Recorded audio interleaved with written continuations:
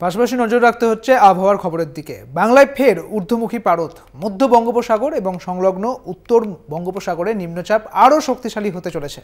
কলকাতায় আকাশ সকাল থেকে পরিষ্কার থাকলেও দুপুরের দিকে মেঘলা হতে পারে, বিকেলে হালকা বৃষ্টির সম্ভাবনা রয়েছে। আলিপুর আবহাওয়া দপ্তর সূত্রে এমনটাই জানা যাচ্ছে, তবে ভারী বৃষ্টির আপাতত কোনো সম্ভাবনা নেই এমনটাই জানিয়েছে আবহাওয়া দপ্তর। আগামীকাল থেকে চড়া রোদ এবং সঙ্গে আর্দ্রতাজনিত অস্বস্তি বাড়বে।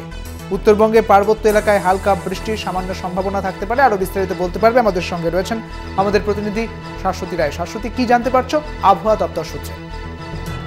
দেখো, যেমনটা আলিপুর আবহাওয়া দপ্তর জানাচ্ছে যে ইতিমধ্যে যে মধ্য বঙ্গোপসাগর এবং উত্তর বঙ্গোপসাগর সংলগ্ন অংশ যে নিম্নচাপ তৈরি হয়েছে সেটি আরো শক্তিশালী হতে চলেছে এবং এই নিম্নচাপ যে তার প্রভাব ধীরে ধীরে বঙ্গে পড়লেও আজ তার সেই অর্থে কোনো প্রভাব নেই। সেক্ষেত্রে দক্ষিণবঙ্গে হালকা বৃষ্টির কয়েক ফসলা বৃষ্টির সম্ভাবনা রয়েছে এবং শহর কলকাতার ক্ষেত্রেও দুপুর থেকে বা বিকেলের পর থেকে কয়েক ফসলা বৃষ্টি হতে পারে বলে জানাচ্ছে হাওয়া অফিস। তবে উত্তরবঙ্গে উপরের দিকে জেলাগুলিতে কিন্তু হালকা বৃষ্টির সম্ভাবনা জারি রয়েছে।